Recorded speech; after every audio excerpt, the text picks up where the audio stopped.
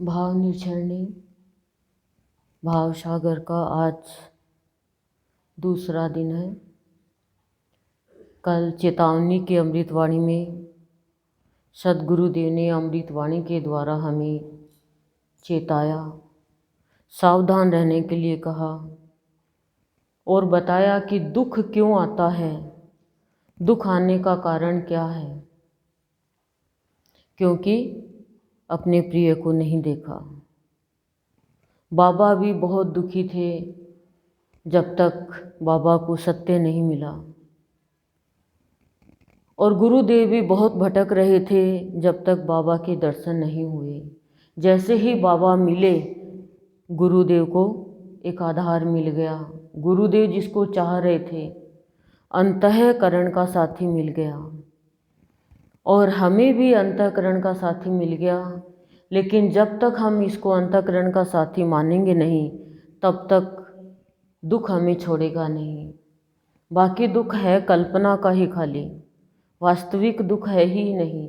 हम बस सोचते रहते हैं, हम मान लेते हैं कि ये दुख है। अब दुख की तो कोई परिभाषा ही नहीं है।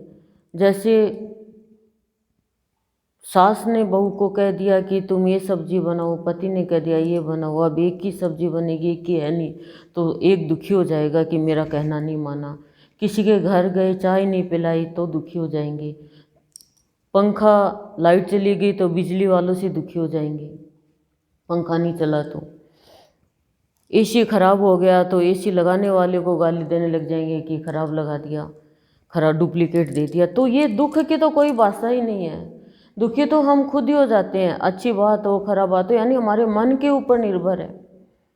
हम चाहें तो दुख में भी सुख खोज सकते हैं, और चाहे तो सुख में भी हम दुख को ही खोज लेंगे, पुरानी बातों को याद करके। लेकिन जो भी होता है अच्छे के लिए होता है, संतों का यही कहना है। पर हमारी वो धारणा बननी चाहिए।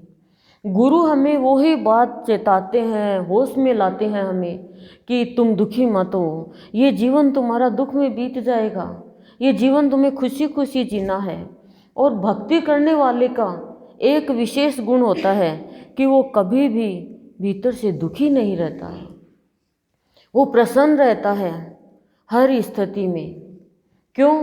क्योंकि वो कर्ता भगवान को मानता है और उसके विचार शुद्ध हो जाते हैं, तो दुखी होता ही नहीं है। हम लोग तो दूसरे के दुख से ज़्यादा दुखी होते हैं, खुद के दुख से दुखी नहीं है, दूसरे के दुख से। हमारे मन प्राणों में कौन रहता है? एक शत्रु रहता है, हमारा प्रतिद्वंदी रहता है, जिसको हम देखना नहीं चाहते वो रहता है। लेकिन भक्त के मन प्राणों में उसका भगवान रहता है, एक प्राणियों के रूप में आत्मा रहती है। और जितना हम दूसरों को देख के दुखी रहेंगे, उतना हम अपना खराब करते जाएंगे। क्यों? क्योंकि हम अच्छा सोचेंगे नहीं, उसके लिए बुरा सोचेंगे। परिवार में ले लो, पड़ोस में ले लो, सत्संग में ले लो, संगी साथी में ले लो, दूसरे के अच्छा हो रहा है उसमें हमें दुख होएगा, तो भी तुरंत हमें समझ के द्वारा, सचेत के द्वारा खुश होना है, या भगवान से प्रार्थना करने, हे भगवान मुझे इसके अच्छा हुआ तो मुझे दुख क्यों हो रहा है।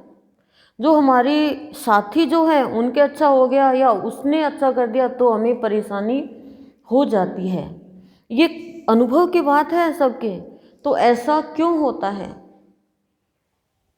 किस कारण से होता है? खाली बाहर की लड़ाई है दुख का कारण, पर संत है, भगवान है, भक्त है, वो कहते हैं कि तुम्हें जितना समय मिला है उसका दुरुपयोग कर दोगे दुखी रह करके। जो भी मिला है सुख से जियो। अरे कुंती जितना दुख तो है ही नहीं किसी के, द्रौपदी जितना दुख तो है ही नहीं किसी के। जिसके 5 पुत्रों की गर्दन काट के अश्वत्थामा ले गया, जिसको बेइज्जत करा गया, जिसको गलत शब्द से उच्चारण किया गया भरी सभा में, और जिसका कोई रक्षक नहीं, फिर भी हम कहते हैं वो मेरा रक्षक है, वो मेरा रक्षक है। कोई भी रक्षा करने वाला नहीं है सिर्फ ईश्वर के अलावा। कोई भी इज्जत मान बचाने वाला नहीं है सिर्फ एक ईश्वर के अलावा। पर हम आस उनसे करते हैं। द्रौपदी का यही तो था कि सबको देख रही है कि ये मौन की सभा है क्या, क्या है ये परिवार वाले हैं क्या, क्या है ये। पर भगवान को जब याद किया, हे दीनहारी, हे कृष्ण मुरारी, अब मेरी लाज तेरे हाथ में है। तब भगवान तुरंत, और भगवान के लिए किया हुआ कभी खराब नहीं जाता। एक चीर खून आ गए थे भगवान के लगी तो एक साड़ी का चीर फाड़ के बांधा था, और कितना चीर बढ़ा दिया, कितना चीर बढ़ा दिया। और जिन जिन ने द्रौपदी को परेशान किया, भगवान स्वयं कहते हैं कि मैं कृष्ण हूं तो तू कृष्णा है, तू चिंता मत कर, मैं खड़ा हूं ना, मैं तेरा अपना हूं। और जब पांडव दुखी है, परेशान है, जब उनको वनवास हुआ तो उदास होके बैठे हैं, तब कृष्ण भगवान और रुक्मिणी जाते हैं और उनको समझाते हैं कि वो तो यही चाह रहे थे कि तुम हताश हो जाओ, तुम लड़ाई झगड़ा करो, तुम ऐसा मत करो, उनको खुश होने दो, उनके बुरे कर्म बढ़ते जा रहे हैं। तुम ये 13 वर्ष का वनवास अच्छी तरह से काटो, ये मान के चलो जो होता है अच्छे के लिए होता है। भगवान हर पल उनके पास में खड़े हैं।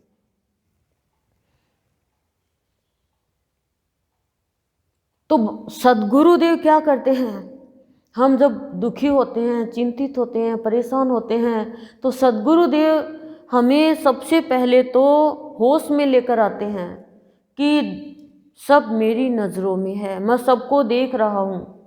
दूसरा, सद्गुरुदेव की शरण में यदि कोई आ गया तो सद्गुरुदेव उसको सहलाते हैं,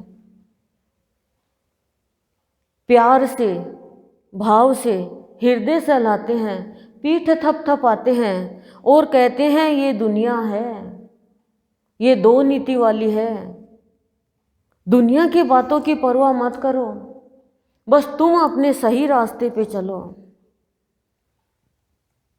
और कहते हैं तुम मेरे ऊपर विश्वास रखो, जैसे द्रौपदी ने विश्वास रखा, तुम्हारा बाल भी बांका नहीं होगा।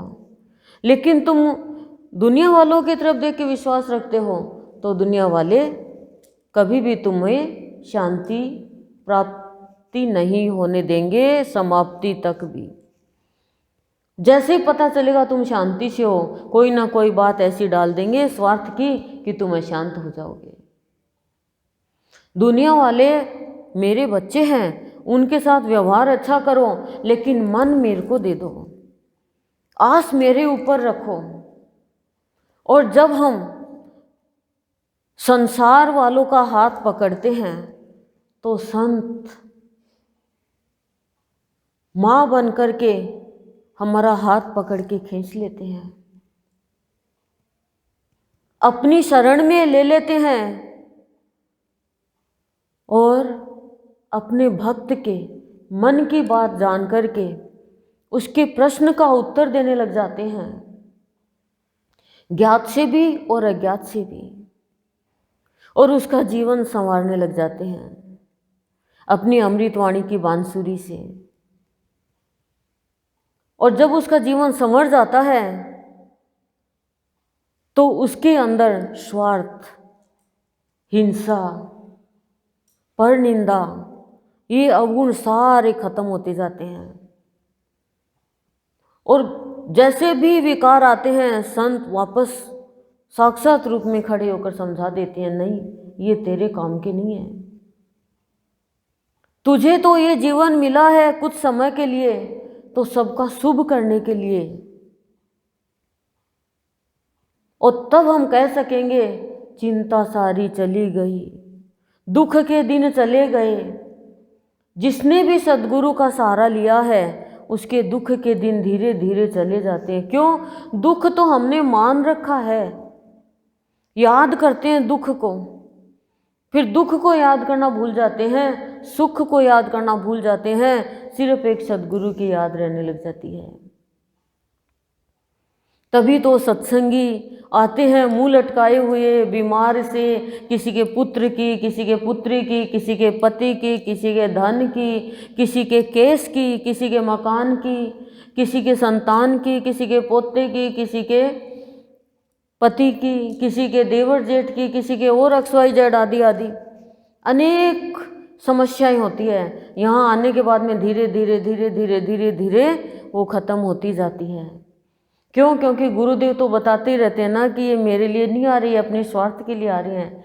पर हम कहते हैं गुरुदेव आ तो रहे हैं, आते आते फिर आने लग जाएंगे। अब ज्ञानी बच्चे तो स्वार्थ के लिए आएंगे, लेकिन फिर भी यदि वो ना समझी करेंगे, समझदारी से काम नहीं लेंगे, तो फिर गुरुदेव क्या कहते हैं, फिर तो थोड़े कर्म खराब हो जाएंगे। लेकिन फिर भी सत्संग में आना चाहिए, आते रहना चाहिए। तो संत क्या करते हैं, जैसे ही हम संसार की बातों में सार लेने लग जाते हैं, तो सद्गुरुदेव हमारी ये नासमझी बता के हमें समझ देते हैं और कहते हैं ना, सार लेना है तेरे को मेरे भाव से, मेरे सत्संग में आकर के मेरी बातों का सार लेना है। दुनिया की बातों में सार कहाँ है? दुनिया की बातों में तो असार ही ले लेंगे। क्या है दुनिया की बातों में? या तो परिवार की बातें हैं, या कोई लड़ाई झगड़े की बातें हैं, या किसी के भी सुने भी बात तो क्या बात है, अरे उसने देख उसके खेत पे कब्जा कर लिया, उसने उसके दुकान पे कब्जा कर लिया, उसके देख कहती है कमाई तो कम है, इतने मकान खरीद लिए, देख कैसे बावड़े से लगते थे और कितना पैसा हो गया, देख ऐसे हो गया, अरे वो औरत अच्छी तो है लेकिन देख उसके अपना परिवार कैसे चला रही है, कितनी खराब थी, सत्संग में आके कितनी अच्छी हो गई। ये बातें हैं खाली संसार में, तो और क्या बातें हैं? दुनियादारी की ही बातें, वाणी खराब करते हैं, मन खराब करते हैं। पर तब गुरुदेव कहते हैं ना, जीवन खराब हो जाएगा, ऐसी बातें नहीं करो। बात करो, जब भी करो गुरुदेव की करो, बाबा की करो, और इनके साथ बैठ के बात करो। आधी घंटा का समय ले लो इनसे बात करने का। पहले बात नहीं करना होती थी ना, पहले शादी होती, घूंघट होता, सास के आगे बात नहीं कर सकते, पति से, देवर के आगे भी नहीं कर सकते, खाना भी नहीं खा सकते, पीठ दे के खाते। बस वही है, वही अब दुनिया से करना है। हमें रहना दुनिया में है, काम भी करना है, बहुत अच्छे से काम करना है, लेकिन भगवान हमारा अपना है। आधी घंटा का तो समय लो सद्गुरुदेव से बात करने का, सामने बैठ करके। आप देखो 8 दिन भी नहीं लगेंगे, आपके अंदर इतना परिवर्तन आएगा, यदि आपके साथ में, आपके पास में गुरुदेव की प्रतिमा है तो। सामने बैठो, आंख से आंख मिला के बात करो। जो भी आपने रिश्ता बांधा है, भाई का, पुत्र का, पति का, और यही प्यारे रिश्ते होते हैं, और तो रिश्ते की क्या ज़रूरत होती है। तो ये रिश्ते जब बांधते हैं तो बात करते हैं, बात करते हैं तो विशेष तो प्रियतम का ही रिश्ता होता है। उससे बात करते हैं कि आज तो नींद ही नहीं आई, आज तो भूख ही नहीं लग रही, आपको क्या खाना है, ठंड तो नहीं लग रही, आज तो शरीर में अजीब सी बेचैनी हो रही है। उससे कहें आधे घंटा का समय लो, फ्री टाइम, जिस टाइम घर में कोई भी नहीं है हमारे, उस टाइम भगवान से बात करो। जैसे मीराबाई कमरा बंद करके बात करती थी भगवान से, तो ननद ने जाके कहा अपने पिता से कि भाभी तो पराये पुरुष से बात करती है। और जब रात को आता है ससुर, देखता है कोई नहीं है, कृष्ण से बात कर रही थी वो। तो ऐसे हम अनुमान लगा लेते हैं। ऐसे बात करो भगवान से, करो तो सही, लेकिन वो होनी चाहिए हमारे अंदर श्रद्धा और विश्वास। अनेकों को बैठा रखा है तो भाई फिर तो किससे किससे बात करोगे। संत जब आ गया घर में, ये मान लो सारे तीर्थ घर में आ गए। भाव योग्य संत जिसके घर में तस्वीर है, कोई तस्वीर की जरूरत ही नहीं है। आप किसके साथ फोटो उतराते हो, सबके साथ उतराओ चाहे, लेकिन पति के साथ ही विशेष फोटो होती है। और कंवारी लड़की कहे अरे बच्चे कहाँ हैं, पति कहाँ हैं, तो कहाँ होंगे, कंवारी है वो तो जब तक संत नहीं मिलते हैं तब तक हम कंवारे ही तो रहते हैं। मीराबाई भगवान की भक्ति कर रही है, लेकिन गुरु तो बनाने के लिए कहाँ से कहाँ चल के आ गई पैदल। और कोई पढ़ा लिखा नहीं, कोई जाति का नहीं, रैदास चमार, और गुरु बना लिया। हम लोग तो जाति देखते हैं, पढ़ाई देखते हैं, पैसा देखते हैं, और गुरु बना लिया। और गुरु ऐसा बना लिया जो कहता है मन चंगा तो कठौती में गंगा। इस चीज़ को कहाँ हम समझ पाएंगे। तो गृहस्थी में रह कर के, परिवार में रह कर के, और हमें अपने जीवन को गंगा की जैसी पवित्र कैसे बनाना है, ये ही हमारे गुरुदेव बताते हैं। कल बताया था कमल के जैसे कैसे रहना है, विचारों को शुद्ध करके, भावनाओं को पवित्र करके। आज बता रहे हैं कि कैसे हम गंगा के जैसे पवित्र रह सकते हैं। जब हम नहाएं तो हम क्या कहें कि हे प्रभु, मैं मेरे पैर नहीं धो रही है, आपके चरण धो रही हूँ, मेरा मुंह नहीं धो रही है, आपका मुंह धो रही हूँ। लेकिन इष्ट एक भाव योगी संत हो तो ही, नहीं तो वो भक्ति चंचल भक्ति है, चाहे कुछ भी। और बिना हरि कृपा मिले नहीं संत। आपकी सबकी जब भक्ति, हरि की भक्ति, देवी की भक्ति, देवता की भक्ति पूरी होगी, वो खुश हो गए, तब आपको ये संत मिला है। LKG में, UKG में, फर्स्ट में, सेकंड में जितने भी आप पास हो गए, तभी तो आगे की क्लास में बैठोगे। फिर भी कहोगे ना ना मैं तो वापस उसी में बैठूंगी, तो वो क्लास सारी पास हो गई तब संत मिला है। और संत मिलने के बाद में वापस उसी क्लास में जाओगे, भ्रम वाली में, तो फिर गुरुदेव कह रहे हैं फिर ठीक है, मैं तो समझा ही रहा हूँ, चेता ही रहा हूँ तुम्हें, बाकी चेतना जागृत करनी तो मनुष्य के ऊपर ही निर्भर है। और बिना संत के, बिना गुरु के हमारा भ्रम दूर होगा कैसे? कष्ट लेगा कौन? भगवान का अवतार होता है जब पाप बढ़ता है, लेकिन संत तो जन जन का कल्याण करने के लिए आते हैं। और संत कहते हैं तू ही राम है, तू ही कृष्ण है।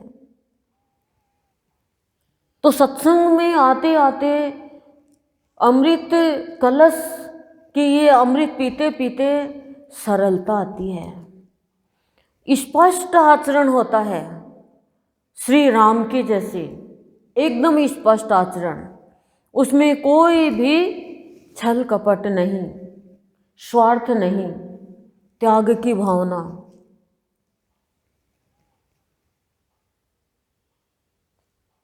तब चित्त के अंदर उसका चित्र अंकित हो जाता है। और चित्र अंकित नहीं होता है, वो स्वयं ही आकर बैठ जाता है, और तब वो भक्ति की ओर अग्रसर होता जाता है, सत्य की ओर अग्रसर होता जाता है। वो कि मुझे सत्य को प्राप्त करना है, सत्य में लीन होना है।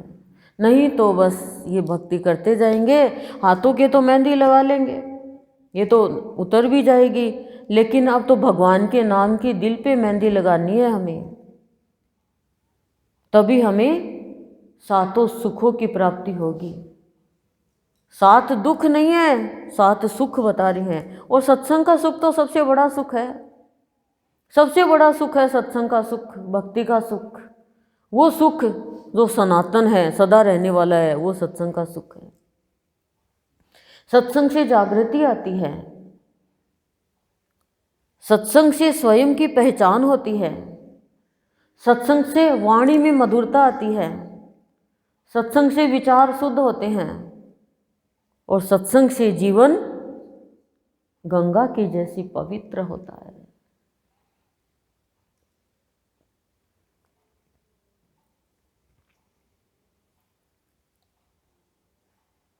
और तभी वो प्राणी मुस्कुराता है, हंसता है, सबको हंसी देता है, सबको मुस्कुराहट देता है, सबको सुख देता है। अब हम दे रहे हैं ना, सबको सुख मिल रहा है। ये सुख आपको पहचान नहीं है, लेकिन सही समझ देनी ही सुख है। और भगवान खुश हो जाए, वाह बेटा तूने बहुत अच्छी बात बताई, बल्कि बताने वाला तो भीतर से वही है ना, और सुन रहे हो तो उसकी कृपा, और कोई बता रहा है तो उसकी कृपा, करता वही है सबके अंदर। हम तो सिर्फ निमित्त हैं, निमित्त बन गया, ये मान के चलो वो पवित्र हो गया। वो गुरु उसको स्नान स्वयं कराता है, अभिषेक करता है गुरु उसका, जो निमित्त बन गया। पर निमित्त बनता कौन है? निमित्त बन जाएंगे तो दुख होगा ही नहीं। माँ छोटे बच्चे को गोद में लेती है, लेकिन गुरु तो कितना ही बड़ा हो जाए अपनी गोद में बैठा लेता है।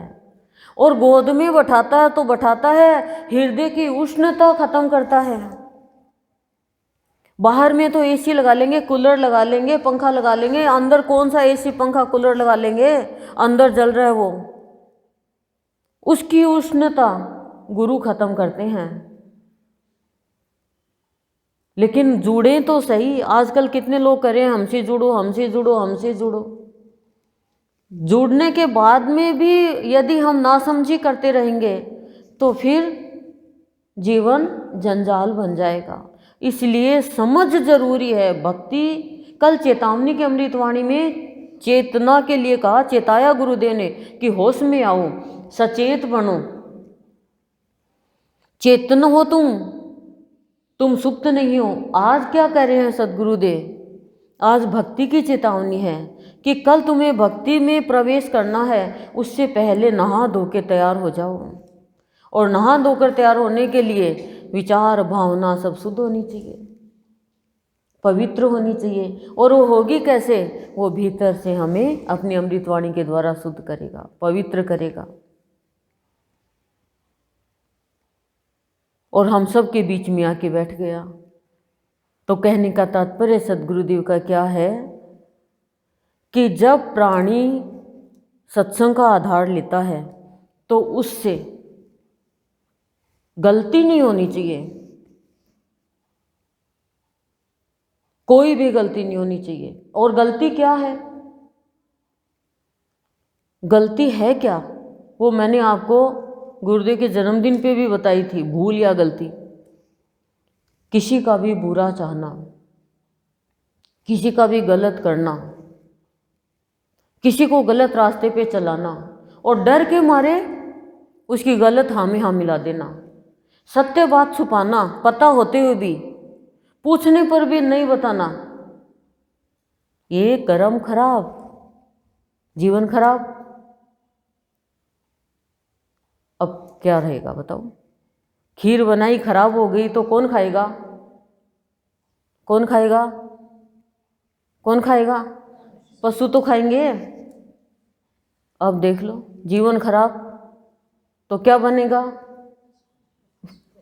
बनेगा, क्या करेगा? बोल नहीं पाएगा। तो ये ही सद्गुरु हमें चेतावनी, भक्ति की चेतावनी में समझा रही है। यदि ना समझ बने रहेंगे, समझ नहीं खुलेगी हमारी, तो कल भक्ति का रंग नहीं चढ़ेगा। इसलिए कल भक्ति का रंग चढ़े, इसके लिए रंग चढ़ने के लिए क्या करते हैं हम? लीलगर को देते हैं ना। आज इस लीलगर को दे के जाना अपना कपड़ा, पर लीलगर पहले धोएगा करेगा तब तो पर आप दोगे, ले फिर वापस ले जाओगे और ले जा करके वही बुराई वही सब कुछ कर दोगे। ये लीलगर है, ये रंगरेज है और अंग्रेज है, अंग अंग को रंगता है। तो कल भक्ति के रंग में रंगने के लिए सद्गुरुदेव से सब मन ही मन प्रार्थना करें, हे सद्गुरुदेव, जो नासमझी हमने करी, जो गलतियां हमने करी, उसके लिए मन से हृदय से पश्चाताप कर रहे हैं। अब आपकी शरण में है, शरण में जो है वो उसका ही गुरुदेव तो मन की बात जान लेते हैं। देखो भाई सबकी, क्योंकि मैं तो मेरा अनुभव ही बताती हूँ, मैं तो इनकी शरण में हूँ। तो अब कोई भी गलती नहीं हो जाए, कोई भी नासमझी नहीं हो जाए, बस समझ से काम करें। तो मेरी समझ में आप आ जाओ सद्गुरुदेव, और मेरी कोई भी गलती नहीं हो, इसके लिए मेरे मन में सब में आप विराजमान हो जाओ, ताकि कल के लिए, आज का दिन है, कल का भी दोपहर तक का था, ताकि पूरा ये विचार रूपी कपड़े, मन रूपी कपड़ा, ये भावना, ये सब शुद्ध हो जाए।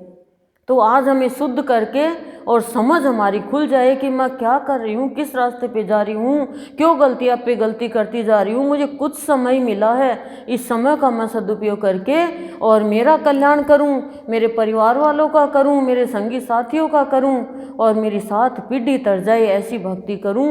हे सद्गुरुदेव, कल आपको भक्ति का रंग चढ़ाना ही पड़ेगा ये काया रूपी चुनड़ी पे, तो गुरुदेव को तो करना पड़ेगा काम। लेकिन गुरुदेव के सामने बैठ के बात करना, सोने जाते हो उससे पहले कि हे भगवान, मैं सोने जा रही हूँ, लेकिन सोने की चिंता थी, राखियो चोर नहीं आ जाए, ये प्रार्थना करोगे।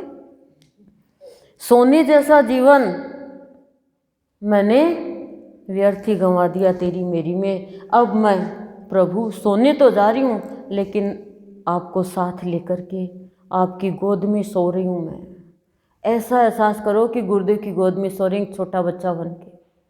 देखो कितनी अच्छी नींद आएगी। और एक गुरुदेव की कोई भी किताब जो मैंने बता रखी है, वो चाहे 4 लाइन 2 लाइन पढ़ के, और पूरे दिन में जो कुछ भी किया, हे सद्गुरु आपके चरणों में अर्पण कर रही हूँ, अब मैं आपकी गोद में सोने जा रही हूँ, आपके साथ बात करके फिर बात करते करते सो जाओ, असीम जय जयकार करते करते सो जाओ। फिर देखो जीवन देखो तो सही जीवन कैसा, क्या बताएं आपको, कोई उपमा ही नहीं है कैसा जीवन बन जाता है, ऐसा जीवन बन जाए। और जब उठोगे तो फिर देखो क्या कहोगे, अरे वाह क्या नींद आई, ऐसी नींद तो कभी आई नहीं, पता ही नहीं चलेगा जीवन का कि कहाँ सो रहे हैं क्या कर रहे हैं। हम गृहस्थी वाले हैं तो गृहस्थी में रहते हुए, गृहस्थी का सब नियम पालन करते हुए, चाहे दिन हो चाहे रात हो चाहे सुबह हो चाहे शाम हो, हर रिश्ते का अपना कर्तव्य निभाते हुए भक्ति करनी है। ये नहीं है कि आप सब कुछ छिटकार दो ना, सब कुछ करते, क्योंकि इतना हम डूब भी नहीं पाए ना, रंग चढ़ जाएगा तो फिर देखो कल जीवन भंग नहीं होगा। एडवांस में कल भक्ति के लिए तैयारी करवा रहे हैं। कल भक्ति के लिए कैसे तैयार होना है, उसके लिए हम अमृतवाणी का अमृतपान कर रहे हैं। तैयार हो? तैयार हो? कोई हाँ भर रही है, कोई कुछ ही नहीं कर रही। अमृतवाणी है, विश्वास दिलाकर घात, फिर न रहे मूल न रहे पात। विश्वास दिलाकर घात, विश्वासघात करना, न रहे मूल न रहे पात, कुछ नहीं रहेगा हमारे पास में, सब खत्म हो जाएगा। सबसे पहले ही भक्ति का रंग चढ़ने से पहले बता दिया कि प्राणी विश्वासघात करता है। बहुत विश्वासघात करते हैं हम, अपनों के साथ ही कर लेते हैं। मैं तेरे बहुत काम आऊँगी, तू चिंता मत करना, जब भी तू बुलाए मेरे को बुला लेना, विश्वास दिलाते हैं। लेकिन जब मौका पड़ता है तो हम काम नहीं आते हैं। बोल दे सॉरी है मम्मी, तो बोल दे सिर दुख रहा है मम्मी का, तो बहाना बना लेते हैं। और भगवान को भी नहीं छोड़ते हैं ये असुर। तो भगवान जब वरदान देते हैं तो भगवान क्या कहते हैं कि इससे किसी का भी बुरा मत करना, और वो विश्वास दिलाते हैं भगवान को। भगवान कहते हैं सबके अच्छे के लिए लेना ये काम है, विश्वास दिलाते हैं, लेकिन फिर भी विश्वासघात कर लेते हैं। जैसे एक प्रसंग याद आ रहा है, जब कार्तवीर्य होता है तो वो दत्तात्रेय के पास जाता है। उसके अंदर में मन में श्रद्धा और निष्ठा होती है। श्रद्धा और निष्ठा होती है तो भगवान को देना ही पड़ता है जो कुछ भगवान मांगते हैं वो। तो पहले तो दत्तात्रेय परीक्षा लेते हैं कार्तवीर्य की, लेकिन वो उसमें सफल हो जाता है। वो अपनी भगवान दत्तात्रेय क्या कहते हैं कि तू मुझे एक फूल ला के दे। अब जैसे ही वो फूल लेने जाता है और दत्तात्रेय अपनी योग माया से फूल को गायब कर देते हैं, जैसे ही तोड़ता है वैसे गायब कर देते हैं। तो वो कहता है अब मैं करूँ तो क्या करूँ, खूब परेशान हो जाता है। फिर वो आकर बैठ जाता है और कहता है भगवान मैं तो नहीं ला सका फूल। बोला तू एक फूल ही नहीं ला सका तो तू ज्ञान लेगा कैसे। तो कहा फूल तो नहीं ला सका, लेकिन मैं मेरा सिर तो दे सकता हूँ। सिर काट के देता है भगवान, वापस जोड़ देते हैं। ऐसे कई बार सिर काटता है तलवार से, तब भगवान दत्तात्रेय खुश हो जाते हैं। संत के रूप में होते हैं और उसको सहस्त्र भुजा का वरदान देते हैं कि मैं तुझे सहस्त्र भुजा का वरदान दे रहा हूँ, तू सहस्त्र भुजा से सबका भला करना, सबका उपकार करना। लेकिन वो पाप करने लग गया। जमदाग्नि ऋषि का आश्रम जला दिया। जमदाग्नि ऋषि की पत्नी रेणुका उस पर गलत दृष्टि डाल दी, मारने लग गया लोगों को, राजाओं महाराजाओं को बंदी बना लिया। तब विष्णु भगवान का ही रूप दत्तात्रेय, ब्रह्मा विष्णु महेश तीनों का ही रूप है, माता अनसुईया के पैदा हुए थे, तो परशुराम के रूप में अवतार लेते हैं विष्णु भगवान, और परशुराम बन के फिर शस्त्र अर्जुन का भुजा काटते हैं पहले तो, कि तेरे को ये कहा था कि तू इनसे सबका कल्याण करना, भला करना, अच्छा करना, लेकिन तूने तो बुरे रास्ते पे चलने का प्रण ही कर लिया। तेरे को इतना समझाया गया तो पहले उनको, उसके पुत्रों को मारा परशुराम जी ने, फिर उसका वध किया। न रहा मूल न रहा पात, कुछ भी, न तो भगवान मिला और न संसार मिला, न भौतिक सुख मिला न सांसारिक सुख मिला। कहने का तात्पर्य न तो पत्ता मिला न मूल मिली। क्यों? क्योंकि विश्वासघात किया भगवान के साथ। होलिका को अग्निदेव ने कहा था कि मैं तुझे ये वरदान दे रहा हूँ, इससे तू किसी का बुरा मत करना, लेकिन उसने विष्णु भगवान के भक्त का ही बुरा सोचने लग गई, हो तो जलाने ही लग गई, तो भगवान अग्निदेव ने उसको ही जला दिया। वो अग्निदेव के पास उसका भाई जाता है हिरण्यकशिपु, कहता कहाँ है अग्निदेव? देवता डरते हैं हिरण्यकशिपु से, बंदी भी बना लेता है सबको। तो अग्निदेव कहते हैं मैंने उसको ये कहा था कि तू इससे किसी का बुरा मत करना, पर वो तो गलत काम में चली गई, वरदान तो फैल होगा ही। तो यही हमारे सद्गुरुदेव हमें समझा रहे हैं कि प्राणी, तू यदि किसी के साथ विश्वासघात करेगा तो ये तेरा जीवन वरदान के रूप में है, ये अभिशाप बन जाएगा। अविश्वास अशांति का कारण है। रिश्तों में देखो, कोई भी विश्वासघात करेगा तो वो उससे दूरियां बना लेगा। पति पत्नी का रिश्ता देखो, उसमें भी यदि कोई विश्वास, पत्नी को यदि विश्वास नहीं हो, रिश्तों में विश्वास नहीं हो, तो रिश्तों में नज़दीकियाँ नहीं आती है। सेठ को मुनीम पे विश्वास नहीं हो, मालिक को नौकर पे विश्वास नहीं हो, बहन बहन पे विश्वास नहीं हो, भाई भाई पे विश्वास नहीं हो, तो क्या होगा? दूरियां बन जाएगी, मन खराब हो जाएगा, और आपस में क्या होगा?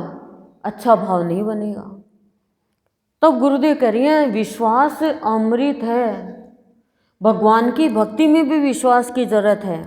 यदि तुम किसी के साथ भी विश्वासघात कर रहे हो, छल कपट कर रहे हो, धोखा कर रहे हो, तो कुछ भी तुम्हारे जीवन में नहीं बचेगा, सिर्फ अशांति के अलावा। क्यों? क्योंकि भगवान तो रक्षा करते ही है ना, हर पल भगवान तो सबको बचाते हैं, तो ये छल कपट शोभा नहीं देता है। कितना विश्वासघात किया था युधिष्ठिर के साथ कि तू, हम तो तेरा इंद्रप्रस्थ देखा, हम तो बड़े खुश हो गए, शकुनी है वो, छल कपट कर रहा है। कैसा उसने राजनीति का पासा फेंका कि छल कपट करने लग गया वो, और युद्ध क्रीड़ा करने के लिए खुश कर लिया। युधिष्ठिर समझ नहीं पाया, युधिष्ठिर को पता ही नहीं चला कि ये छल कपट कर रहा है क्या, और कहा खेलो महाराज, क्योंकि युधिष्ठिर तो राजा बन गया इंद्रप्रस्थ का। हारता गया हारता गया, फिर कहा नहीं, एक तो गेम और खेलो आप, क्या पता सारी चीज़ जीत लो। विश्वास दिला रहे हैं पर विश्वासघात कर रहा है, धोखा कर रहा है शकुनी और दुर्योधन। तो क्या बचा उनके पास में? कुछ भी नहीं बचा। और पिता खुद बैठा है, वो भी नहीं बोल रहा, जबकि भीष्म पितामह कह रहे हैं महाराज बंद कराओ ये, द्रोणाचार्य कह रहे हैं महाराज बंद कराओ ये गेम, लेकिन नहीं मान रहा हो, तो खुश हो रहा है धृतराष्ट्र। तो कुछ भी नहीं बचा है अंत में, न मूल न पात। तो ऐसे गुरुदेव हमें समझा रहे हैं कि भक्ति में आप कल डुबकी लगाओगे, रंग चढ़ाओगे, उससे पहले किसी के साथ भी विश्वासघात किया है, किसी के साथ भी धोखा किया है, किसी के साथ भी बुरा व्यवहार किया, छल कपट किया है, तो आज गुरुदेव के सामने पश्चाताप करके, स्वीकार करके और नीट एंड क्लीन हो जाओ, और आगे से ये प्रण कर लो कि हे भगवान, किसी के साथ भी मैं विश्वासघात नहीं करूं, मैं सरलता और स्पष्ट आचरण सबके साथ करूं। नहीं तो क्या रहेगा? कुछ भी पास में नहीं रहेगा, सिर्फ मार पड़ेगी यमराज की, मृत्यु की। बार बार में। समझ रहे हो? विश्वासघात सबसे बड़ा पाप है।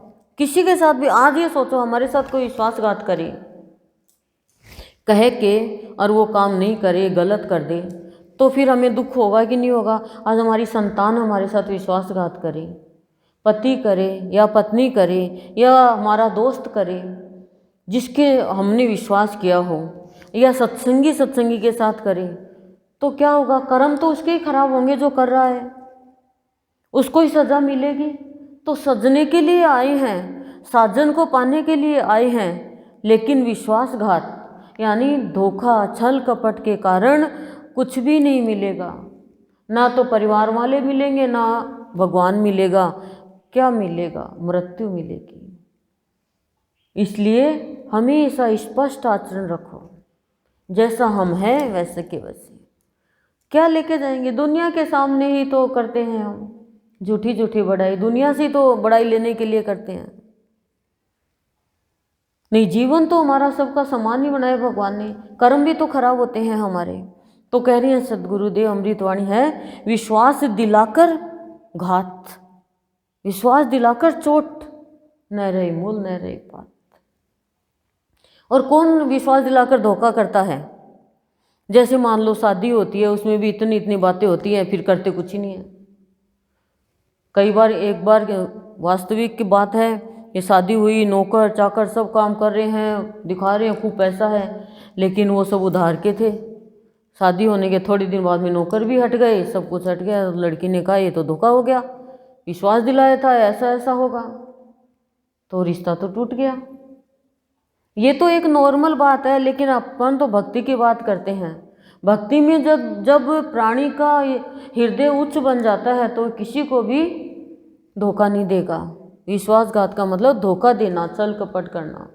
और दुर्योधन ने तो शकुनी के कहने से कदम कदम पर विश्वासघात ही किया है, सबके साथ धोखा ही दिया है सबको। दुर्योधन इतना बुरा नहीं था, लेकिन शकुनी के कारण। तो चाहे मामा हो, चाहे चाचा हो, और चाहे ताऊ हो, चाहे कोई भी हो, यदि कोई गलत रास्ते पे चला रहे हैं तो हमारे शुभ चिंतक कैसे हो सकते हो? कैसे हो सकते हैं हमारे शुभ चिंतक? पर दुर्योधन नहीं समझ पाया इस चीज को, ये और पांडव समझ गए। आगे कह रहे हैं, मन मोहन में भी मन नहीं लगता, कैसे मानो? मनमोहन में भी, मनमोहन की बातें सुनकर भी मान लो नींद आने लग जाए तो मन ही नहीं लग रहा, लटके आने लग जाए, या मन इधर उधर चला जाए, तो कह रहे हैं कैसे मानो? क्यों नहीं लगता मनमोहन में मन? जो सबको मन मोहने वाला है, उसमें मन क्यों नहीं लगता? भगवान की बात सुनते हैं तो नींद आती है, और टीवी में फिल्म देखते हैं तो 3 घंटा तक ऐसे बैठे रहते हैं, शुतुरमुर्ग के जैसे, गर्दन भी नहीं हिलती। ऐड आता तो जल्दी से चाय पानी करते हैं, फिर आके बैठ जाते हैं। ऐसा होता है, हुआ भी है सबके साथ। ये नाटक आता है कोई तो पहले से ये आएगा, कल का नहीं देखा तो रिकैप देख लेंगे, और ऐड आते ही चले जाएंगे कुछ लाने के लिए, करने के लिए, और फिर नाटक, बच्चे भी आ जाओ जल्दी आ जाओ, चालू हो गया। क्यों? क्योंकि शुरू से वही चीज पसंद करी मन ने, मन के ऊपर बता रहे हैं, मन नहीं लगता। ये नहीं करे बुद्धि नहीं लग रही, मन नहीं लग रहा, मन को उन बातों में इंटरेस्ट आ रहा है। जिसके बुखार है उसको अच्छी चीज़, रोटी है, रसगुल्ला है, पेड़ा है, लड्डू है, अच्छा नहीं लगेगा क्योंकि बुखार है। जिसके मन में पाप है, ज़्यादा पाप किया हुआ है, पता भी नहीं चला है, उसको भगवान की बातों में मन नहीं लगेगा। कहीं भी बैठा दो उसको, ले जा करके चाहे अच्छे से अच्छे स्थान पर, उसका दम घुटेगा। हमने बहुतों को चेक किया ऐसे, भगवान की बात करेंगे फिर वापस और दुनिया की बातें ले आएंगे। बहुतों को देखा है, भगवान की बात अच्छी नहीं लगती, हंसी उड़ाते हैं भगवान की बात करने वालों की। तो क्यों नहीं लगता? क्योंकि मन पवित्र नहीं है। मन वासना से भरा हुआ है, मन के अंदर गंदगी है, कामना है। तो भगवान की बात क्या है? पवित्र है। भगवान की बात सत्य की बात है। सत्संग की बात तो अच्छी लगनी ही चाहिए प्राणी को। नहीं लगे तो भी, अब दवाई अच्छी नहीं लगती फिर भी लेते हैं, बच्चे का मुंह खोलते हैं, ज़बरदस्ती दे देते हैं। बच्चा नहाना नहीं चाहता फिर भी माँ नहलाती है। बच्चे स्कूल जाना नहीं चाहता फिर भी माँ छोड़ के आती है ज़बरदस्ती। मन नहीं लगता है, धीरे धीरे लगने लग जाएगा। मन को सत्संग में बैठाओ और कहो, मन देख तेरे को सत्संग की बात लेनी पड़ेगी। ये गुरुदेव की अमृतवाणी मन के दवाई का काम करती है। सत्संग से प्राणी का जीवन बहुत सुंदर हो जाता है। दासी पुत्र था नारद और कितना बड़ा हो गया, महान संत हो गया सत्संग से, संतों की सेवा से ही। और सत्संग से रेख की मेख भी तो बदलती है ना। सत्संग के द्वारा भाग्य में जो लिखा है वो भी बदल जाता है, क्योंकि सत्संग से हमारे पाप कर्म खत्म होते हैं। संत हमें वो शिक्षा देते हैं कि जीवन में जीना कैसे है। एक व्यक्ति आत्महत्या करने के लिए जा रहा है। रास्ते में एक संत का शिष्य मिल गया, वो सब्जी लाने जा रहा था। कहा, कहाँ जा रहा है भाई तू? जानकारी थी कोई? बोले सुबह सुबह कहाँ जा रहा है? ऐसे बेचैन एकदम हुए, दुखी होके। तो कहा, कहाँ क्या जा रहा हूँ? मरने जा रहा हूँ। बोले मरने जा रहा है? क्यों? भगवान का दिया हुआ ये वरदान तेरे हाथ में है क्या मरना? बोला हाँ, आत्महत्या करूँगा मैं, पानी डूब के नदी में मर जाऊँगा। बोला नहीं नहीं नहीं, ऐसा नहीं, ये तो पाप है। चल तू मेरे गुरु जी के पास। गुरु के पास में गया और गुरु के पास में जा कर के कहा कि गुरुदेव ऐसे ऐसे ये तो मरने के लिए जा रहा है। क्यों? क्योंकि घर में पैसा नहीं है, कमी है, तंगी है बहुत। तो गुरु ने कहा, अरे मर क्यों रहा है तू? पैसे के लिए ना, मैं तेरे को 1 लाख रुपए दूंगा, तू मेरे को तेरा 1 हाथ दे दे। बोला हाँ हाँ ले लो ले लो। और बोला 2 हाथ दे देगा तो मैं 2 लाख रुपए दे दूंगा। बोला हाँ 2 हाथ ले लो, मेरे को 2 लाख रुपए दे दो।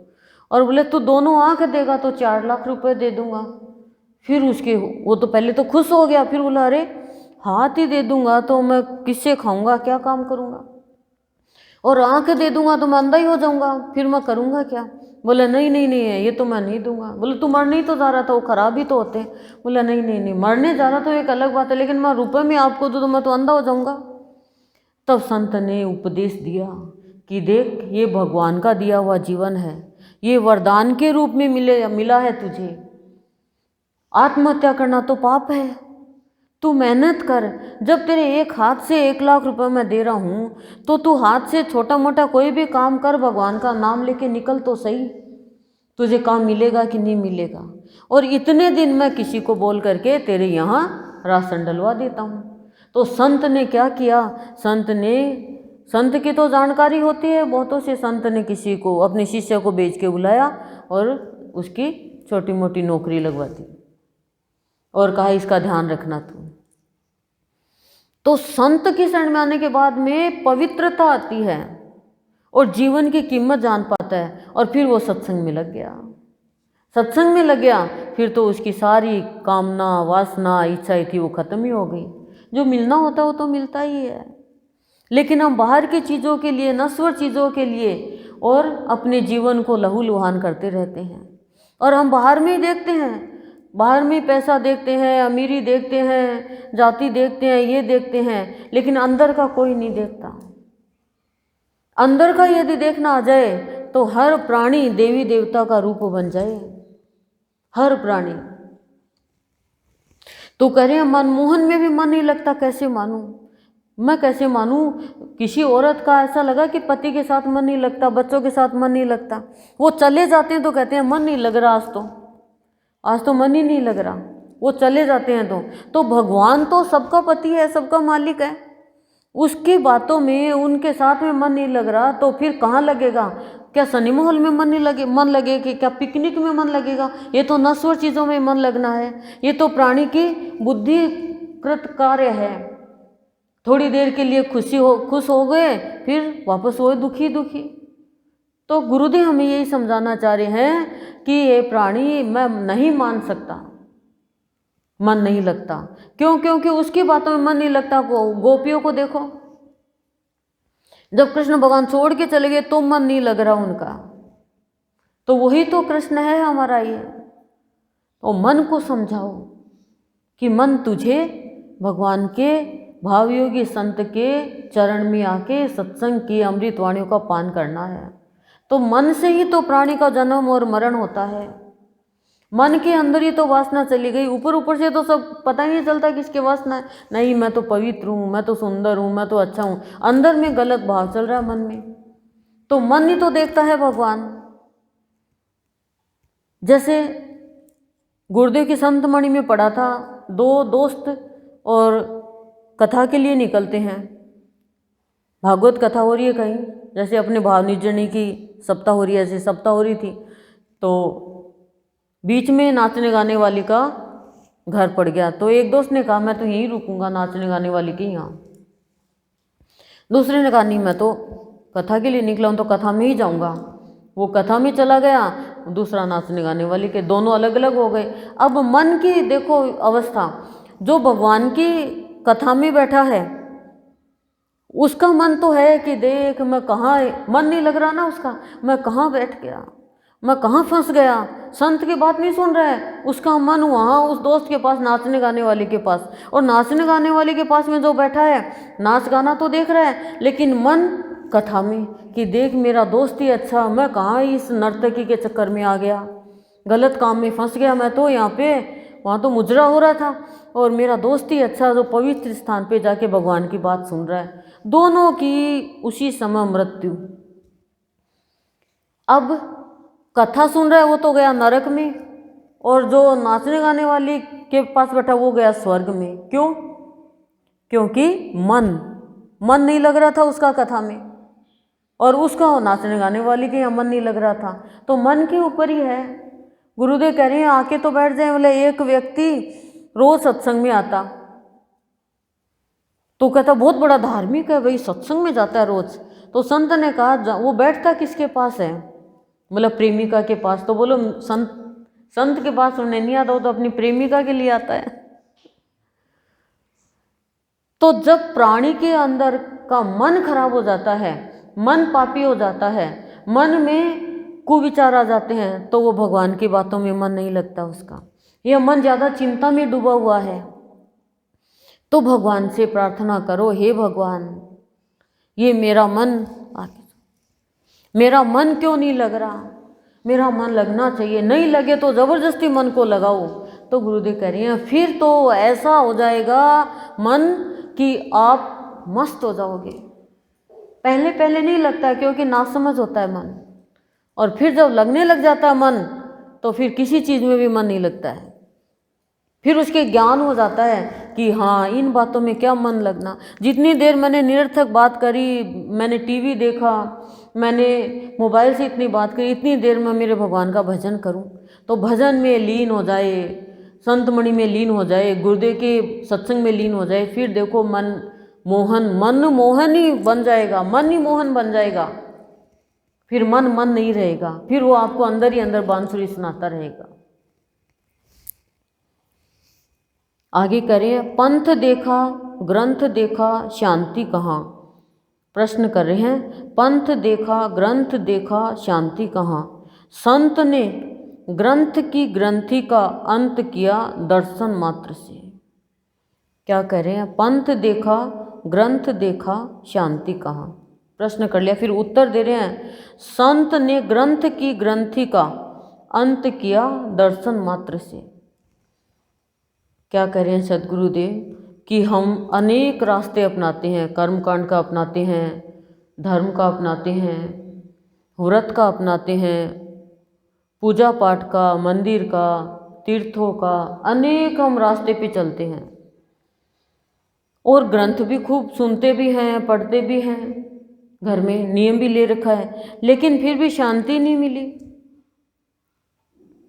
शांति क्यों नहीं मिली? इन चीज़ों में तो शांति होनी चाहिए।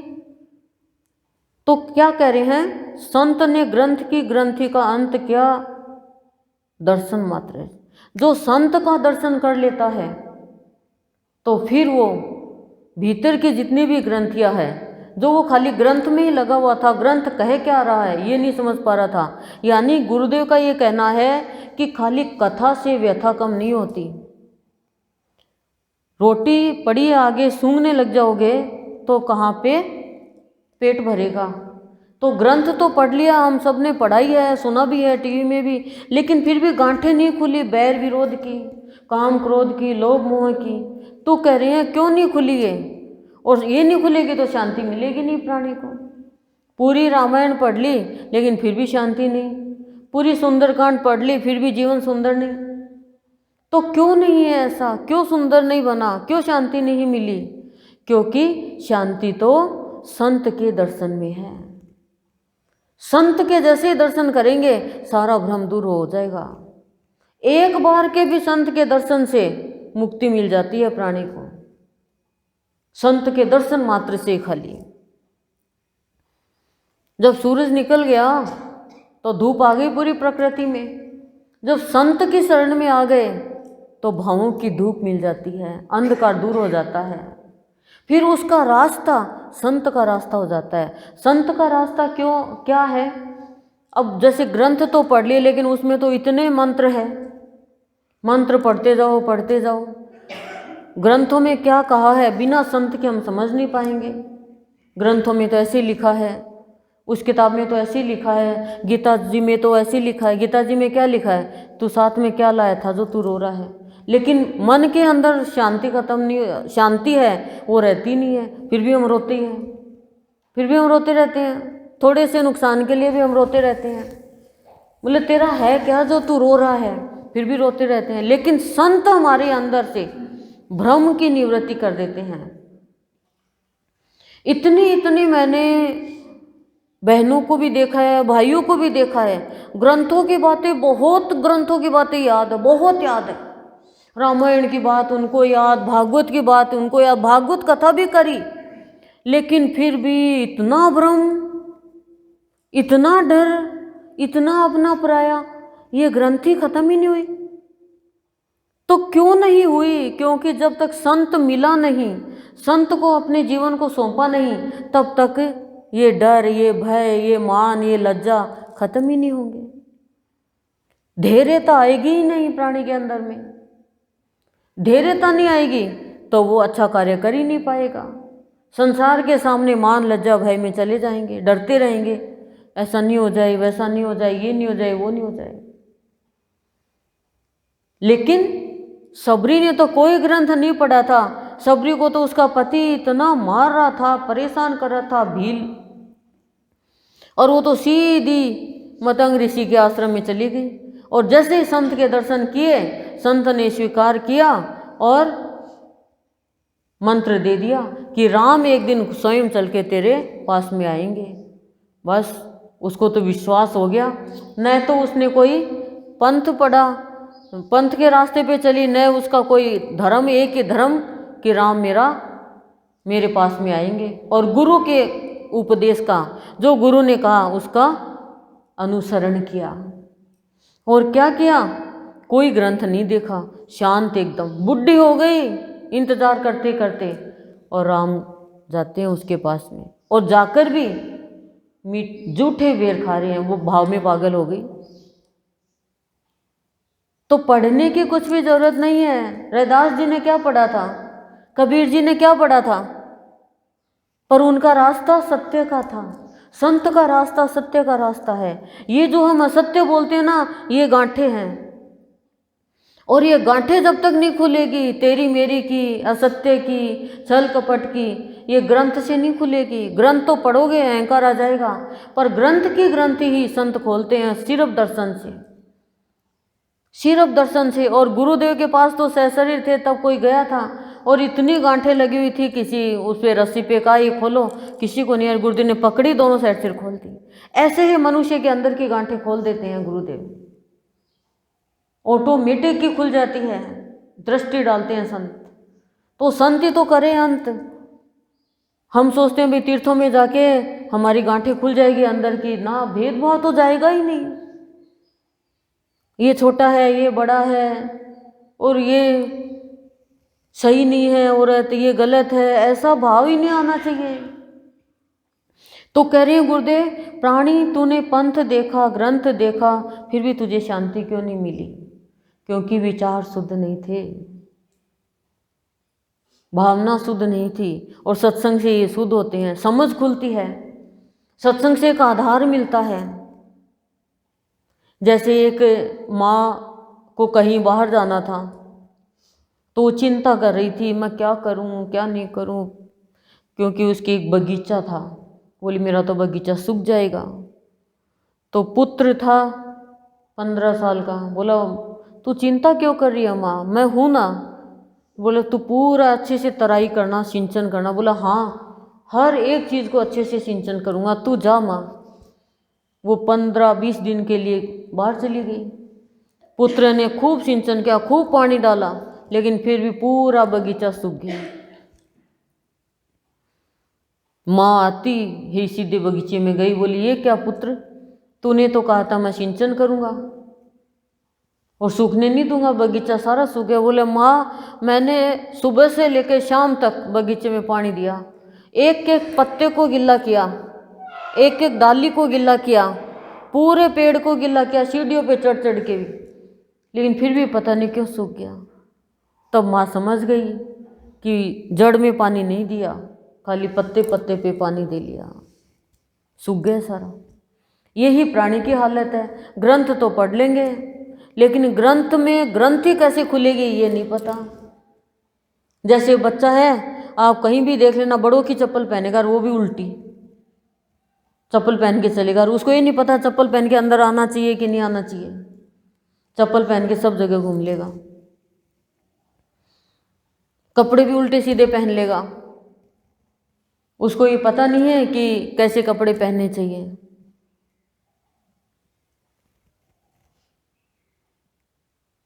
निकाल दिए तो निकाले हुए घूम लेगा। क्यों? क्योंकि अंदर में सरलता है, स्पष्टता है। तो यही काम हम कर रहे हैं, ग्रंथ तो पढ़ रहे हैं, लेकिन ग्रंथ कह क्या रहा है अंदर में, वो हम नहीं ले पा रहे हैं। ओहो, रावण को ऐसा नहीं करना चाहिए था, खुद कर रहे हैं। ओहो, कुंभकर्ण को ऐसा नहीं करना चाहिए था, ओहो, मेघनाथ को ऐसा नहीं करना चाहिए था, धोखा दे दिया उसने, लेकिन फिर भी हमारा छूट नहीं रहा है। क्यों? क्योंकि हम नासमझ हैं। बिना संत के समझ कौन देगा? किताब तो पढ़ी है, लेकिन सिखाने वाला तो चाहिए ना कोई। तो ये जीवन रूपी किताब को संत पढ़ना सिखाते हैं हमें कि तुम खुद पढ़ो, कि तुम्हारे शुभ कर्म, शुभ सोच और शुभ विचार में ही शांति है। राम हर पल शांत क्यों है और रावण हर पल अशांत क्यों है? कृष्ण हर पल शांत क्यों है और कंस हर पल अशांत क्यों है? भागवत सुन ली, लेकिन फिर भी इस बात का पता नहीं चला। रामायण सुन ली, फिर भी इस बात का पता नहीं चला। महाभारत देख ली, लेकिन फिर भी इस बात का पता नहीं चला कि कृष्ण भगवान तो शांत है, पांडव तो शांत है, और कौरव अशांत क्यों है? कर्म खराब, सोच खराब, विचार खराब, भावना खराब, तो वो कितने भी ग्रंथ पढ़ लो, चाहे कितने भी ग्रंथ पढ़ लो, शांति कैसे मिलेगी? और संत क्या करता है? संत मनुष्य के अंदर की बुराई को खींच लेता है, समझ दे देता है, फिर वो ग्रंथ की ग्रंथि हटा देता है, कहता है ये ग्रंथ कोई काम नहीं आएंगे। विवेकानंद किताब पढ़ रहा है, फिर सोचता है ये भौतिक ज्ञान तो कुछ भी नहीं है।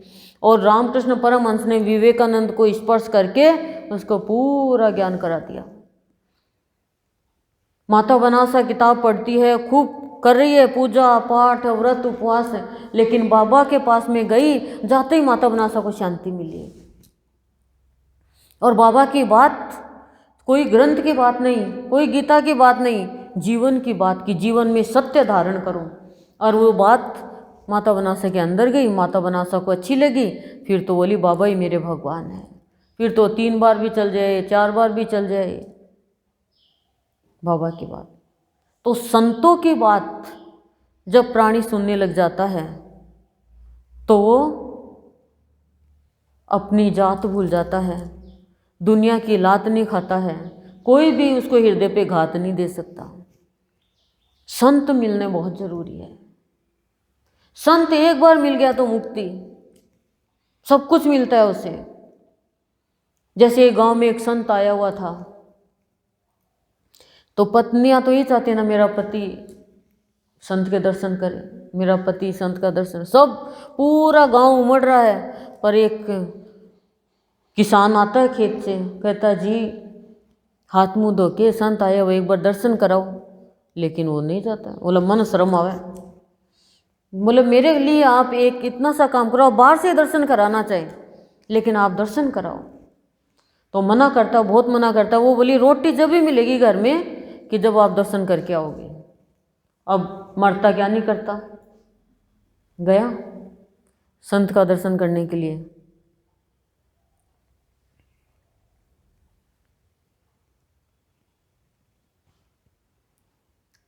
शर्म तो आती है पुरुषों को।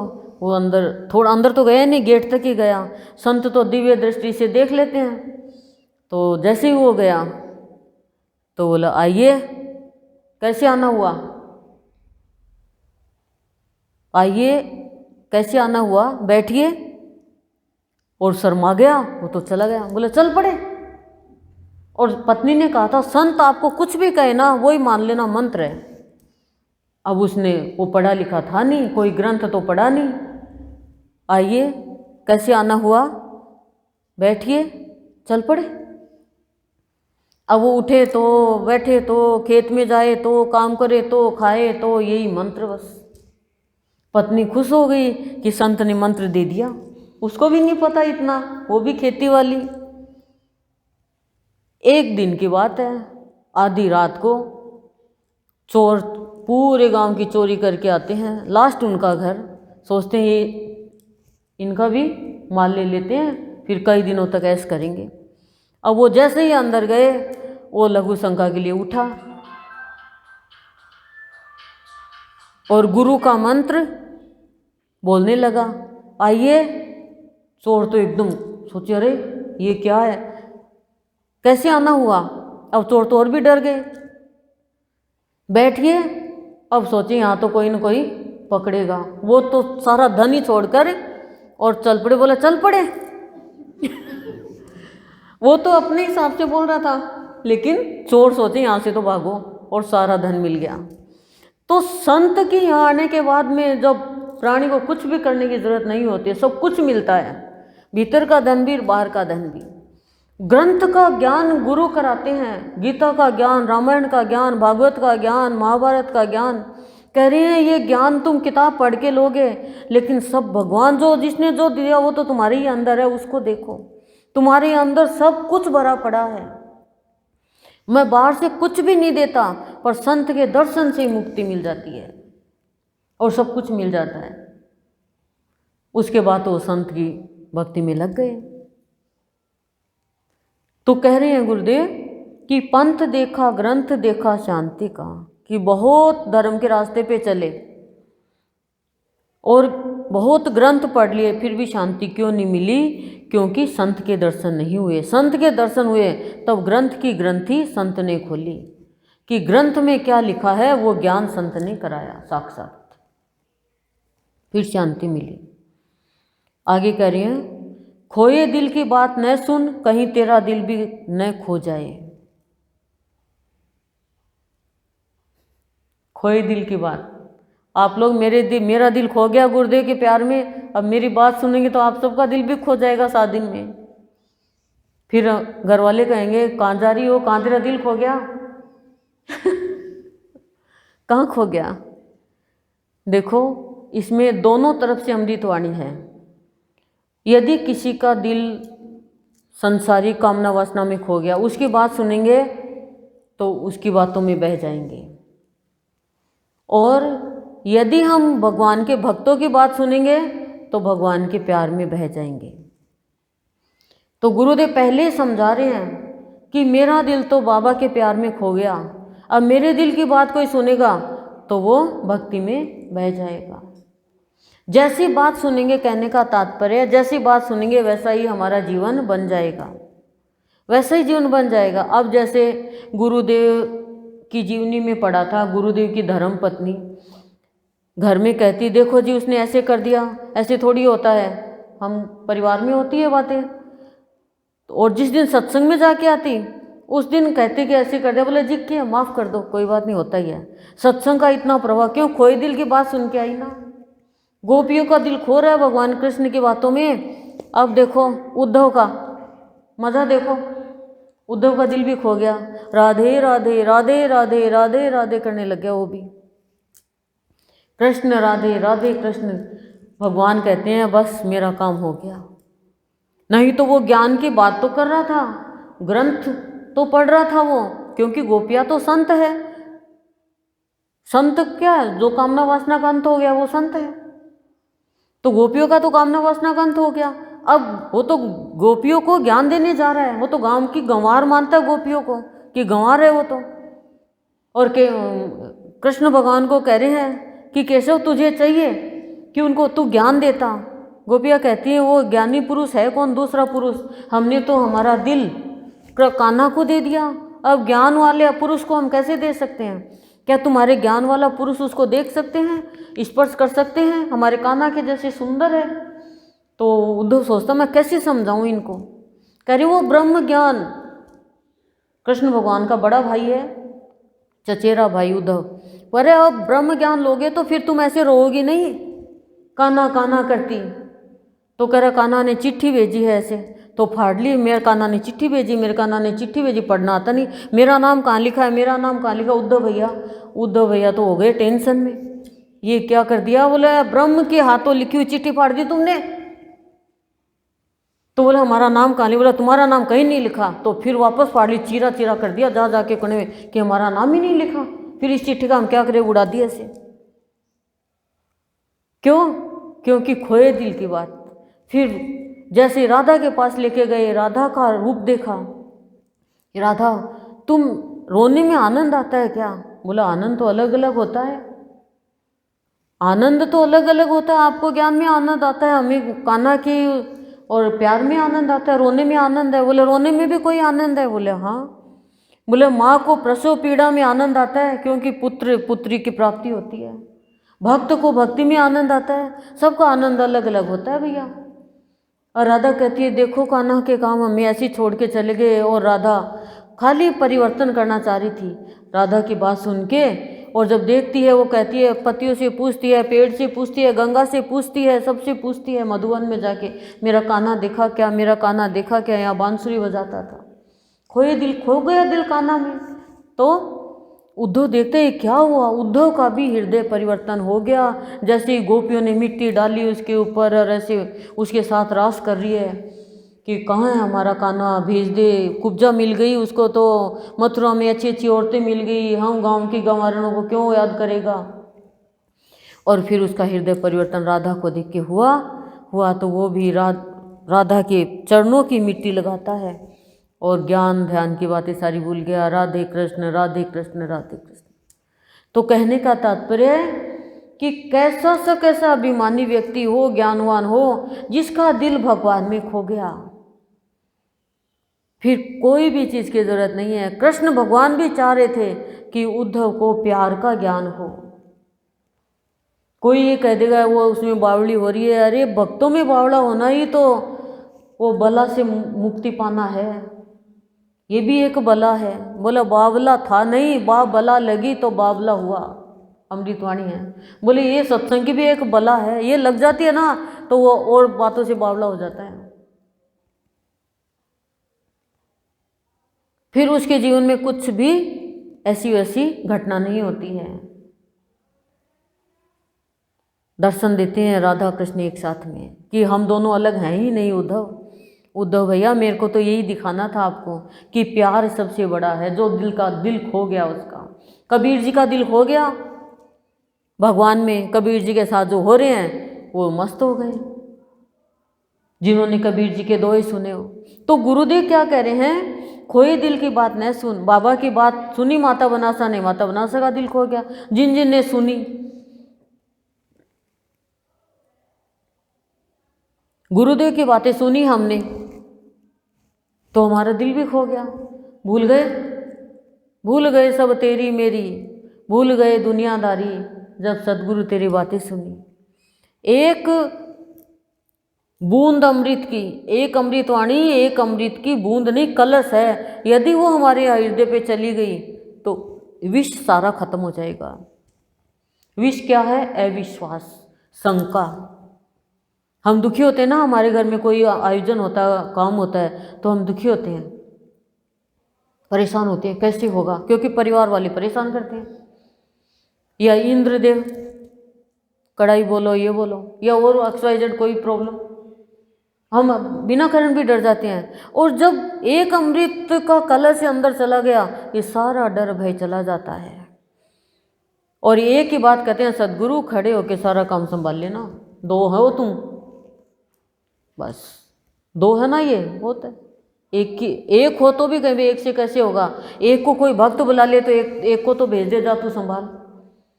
अपन क्या कहते हैं, जब थे चल जाओ सब जायड़ा हो जाओगा। और निपत्नी कहते हैं तू चली गई ना, बस सब जाए भी हो गए। तो ऐसे ही हम तो कहते हैं गुरुदेव देखो, आपको काम हो तो बाबा को भेज देना, और आपसे काम नहीं कर रहा बन रहा है तो बाबा को बोले क्या? और बाबा को कहते हैं बाबा आपसे नहीं हो रहा तो गुरुदेव को बोले क्या? बोले मैं दो के बैठ गए थे तो माने परेशानी करने लगा। तो दो है ना ये, इसीलिए तो दो शक्ति जब मिलती है तो महाशक्ति का काम करती है। एक शक बल देता है और एक भाव देता है।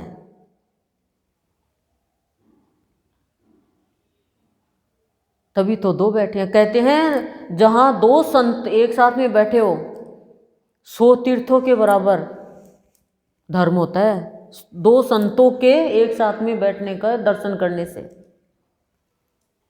100 तीर्थों के बराबर धर्म होता है। स्नान हो गया 100 तीर्थों में। मैं कई बार कहती कि दो बैठ गए, एक ही बैठ जाते हैं। अब एक जैसी ड्रेस कराओ, एक जैसी शॉल लाओ, एक जैसी चंदन की टिक्की लगाओ, सारे एक जैसे ही करो, तब ये बात अनुभव में आई। तो कह रही हैं गुरुदेव, खोए दिल की बात, गोपियों की बात सुनोगे तो तुम्हारा दिल भी गोपी बन जाएगा उद्धव के जैसे, और हम सब गोपी हैं। तो हमारा दिल खोया क्यों नहीं? यदि हमारा दिल खो जाता तो हमारे परिवार वाले भी खो जाते। पर खोएंगे, अभी शादी में दिल खोएगा ना, तब दिल खोया नहीं। अभी तो दिल दे रखा है कभी किसी को कभी किसी को। दिल गुरुदेव में खो जाएगा फिर तो कुछ याद ही नहीं रहेगा, हर पल गुरुदेव गुरुदेव गुरुदेव गुरुदेव करते रहेंगे। आगे कह रही हैं, भूल सूल याद साथ। भक्ति का रंग चढ़ेगा उससे पहले तैयार तो कर रहे हैं ना हमारी काया रूपी चुनरी।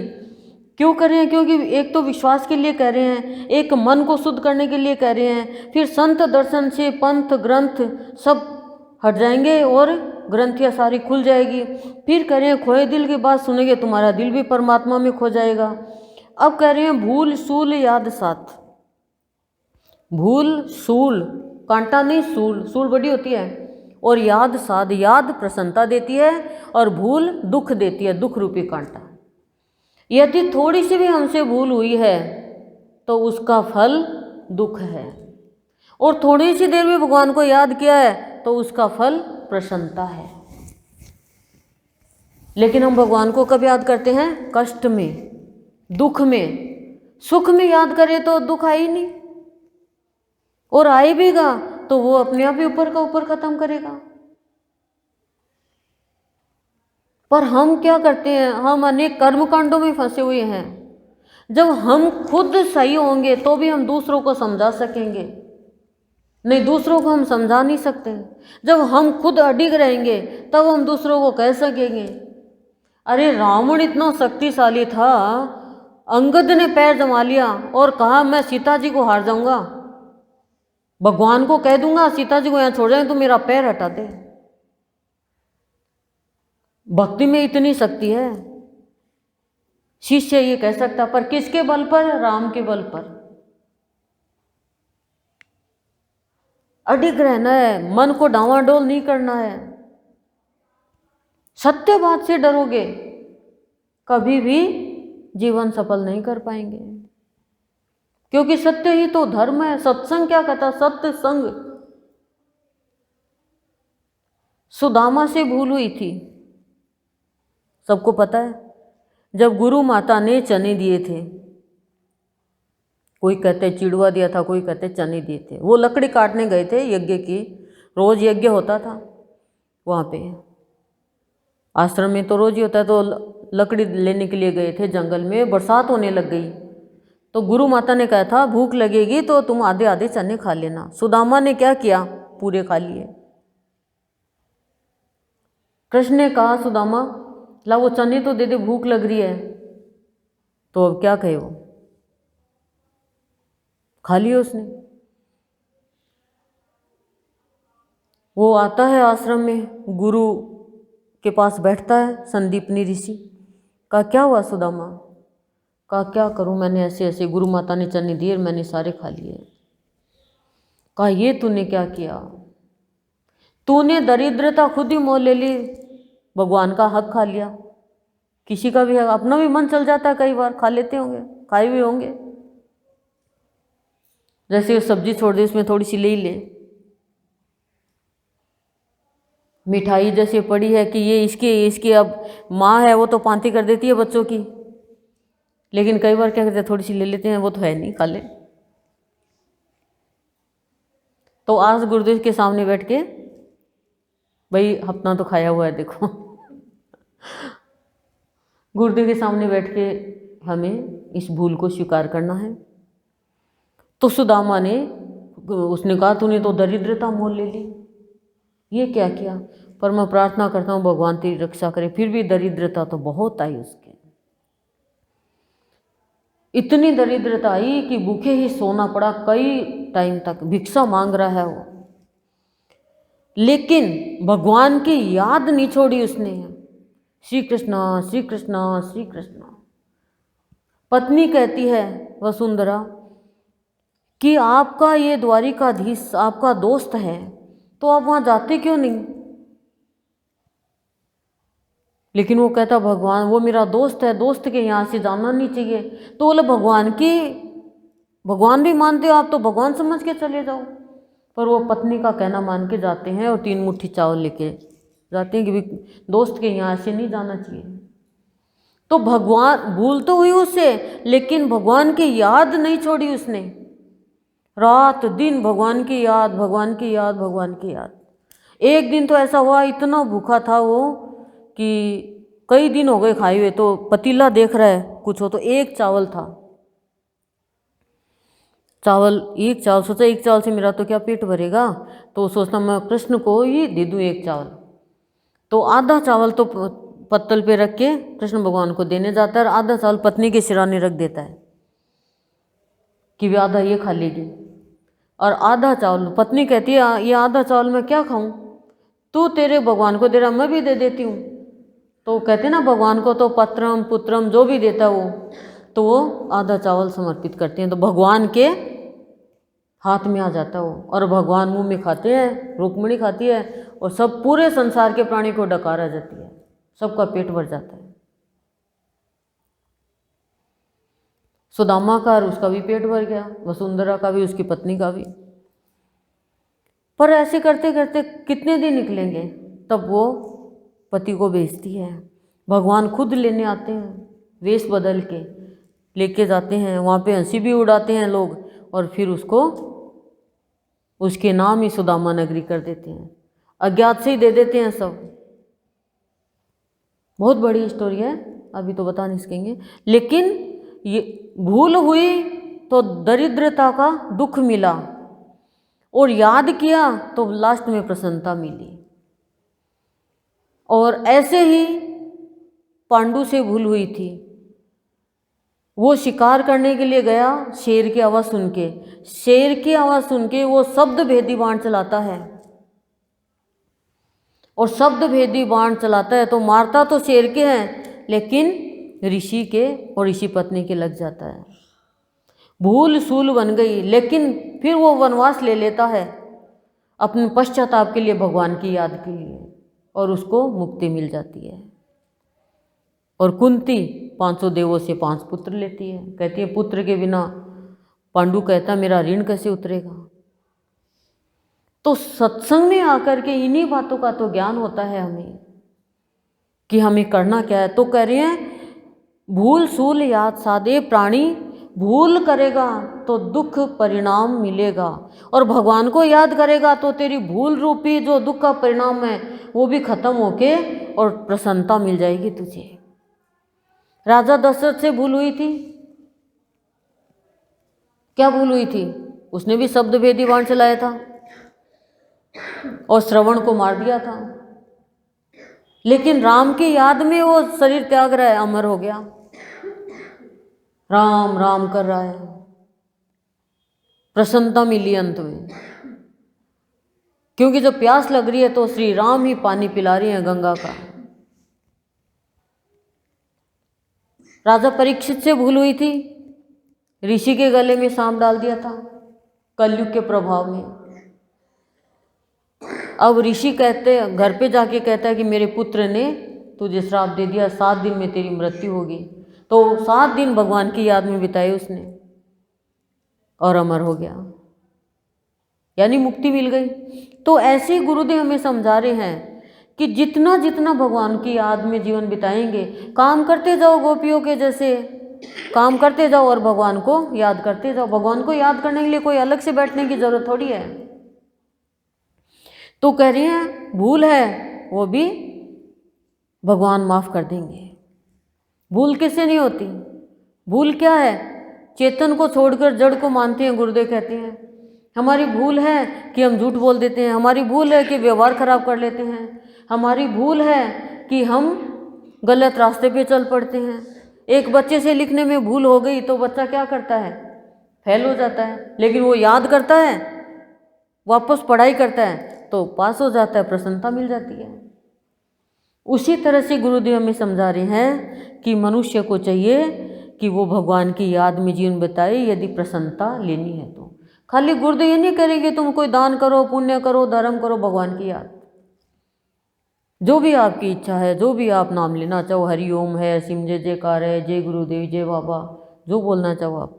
तो कह रहे हैं फिर क्या होगा? भूल होगी नहीं फिर, और हो भी जाएगी तो याद में सुदामा के जैसे वो खत्म होके प्रसन्नता मिल जाएगी, खुशियाँ मिल जाएगी। टाइम हो गया, 5 मिनट में खुलेगी नहीं? चलो खोल देते। श्वास में वास कहते सुना, किंतु भीतर बाहर का संपर्क आज भी अनजान।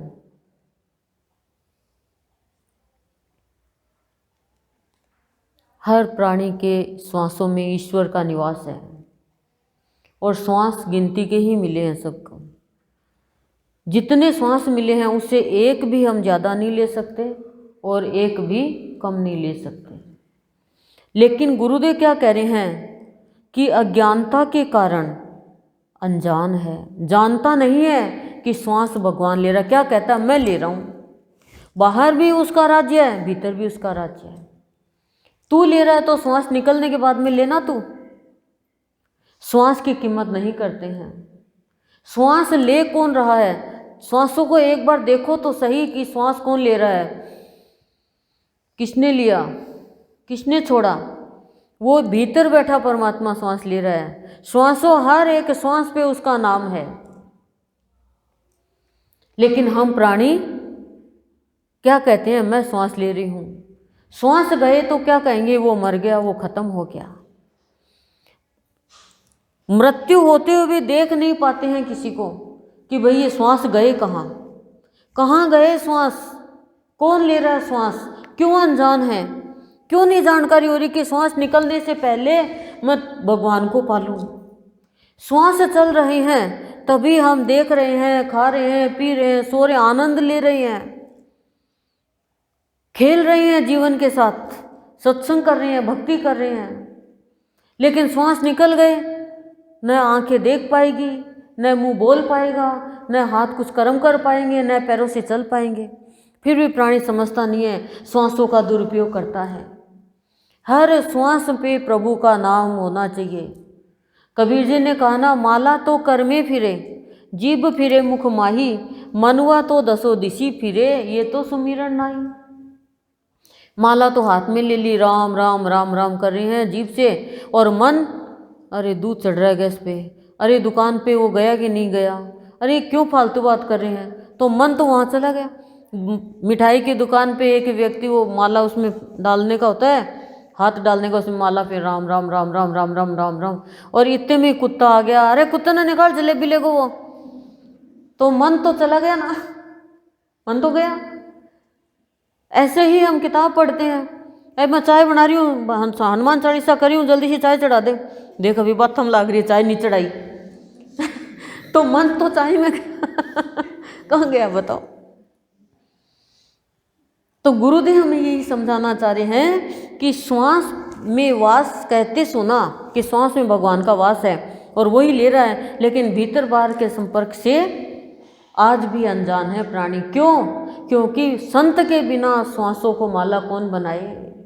हर श्वास को माला बना दो, श्वास को माला का मन का बना दो, हरि ओम गुरु ओम बाबा ओम, हरि ओम गुरु ओम बाबा ओम, तब समझ पाएंगे कि जीवन क्या कमाल का हो गया।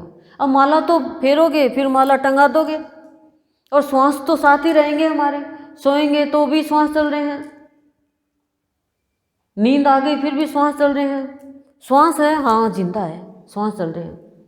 कई बार क्या कि कोई उठता नहीं है तो सोच रहे हैं, देखा तो सांस तो चल रहे, कई बार चेक करते हैं, बच्चे जैसे कई बार उठते नहीं हैं, कई बार मैं तो चेक करती, कई बार लेट तक बच्चे नहीं उठते, ये नहीं उठते, तो देखे सांस तो चल रहा है क्या, हाँ चल जिंदा तो है सांसों से ही तो पता चलता है।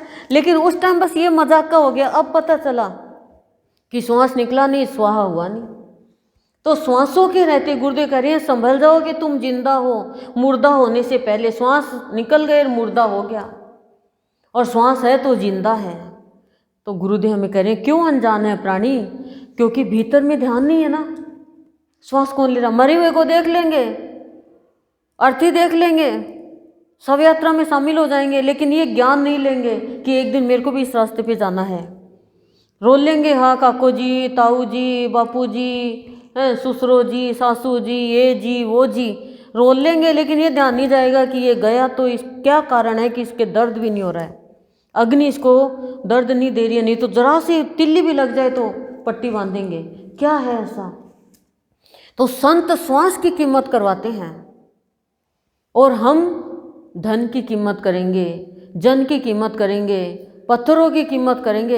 एक ईंट भी बच गई ना, ऊपर उठा के रखेंगे, 10 रुपये की एक ईंट आवे, समझे ना।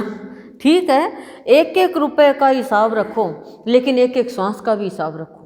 श्वास हीरे मोती से भी ज़्यादा कीमती है। कितनी बार मैं बताती हूँ कि एक व्यक्ति बड़ा टेंशन में था,